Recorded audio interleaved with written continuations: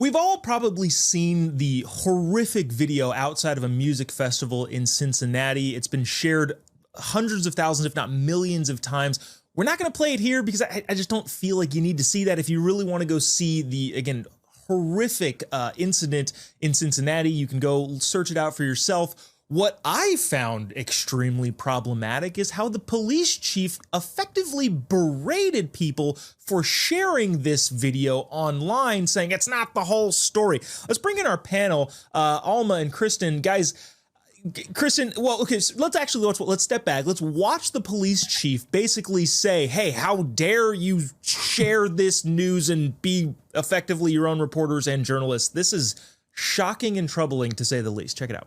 Social media, the post that we've seen, does not depict the entire incident. That is one version of what occurred. At times, social media and mainstream media and their commentaries are a misrepresentation of the circumstances surrounding any given event.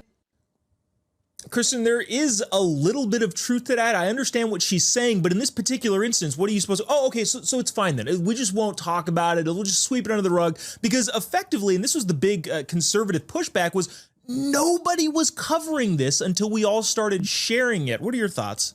Yeah, actually, I'm a wife of a Portland police officer here, so I pay a lot of attention to crime. And quite frankly, I'm getting sick of seeing all of these, female police chiefs and female police commissioner for NYPD.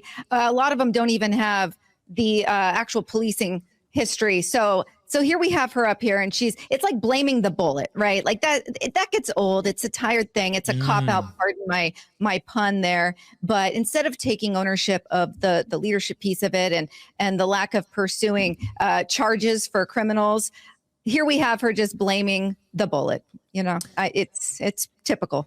Kristin, I have to push back on some of your commentary. If that police chief was coming after me and I had done the crime, I would be scared. I'd be shaking in my boots.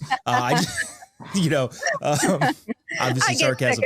My husband gets on me for always calling. I'm like, why, with the small percentage of female officers out there, why are so many of them at the top? I could really go into that. I will spare you. But I was gonna say, that sounds like a great 3-hour podcast, but unfortunately not the time necessarily. Alma, your kind of thoughts on this, because we've seen so many instances where the social media has gotten a story that otherwise would have been just completely left alone to media attention, to mainstream attention.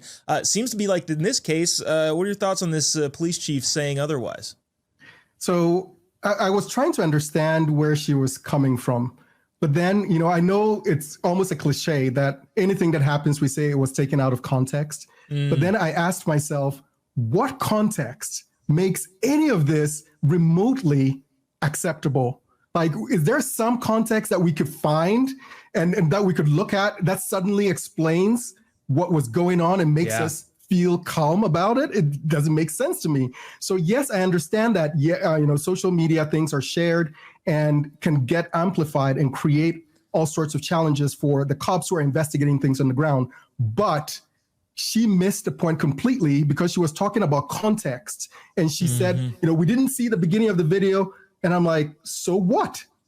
So beating a person to a pulp on the ground is somehow, justified because we would, find something that happened before that justifies it?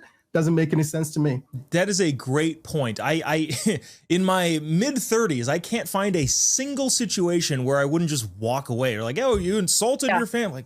Okay, fine. Unless I'm in physical danger, I've seen no reason to fight anybody for any sort of insult, which I think is what they're trying to allude to here.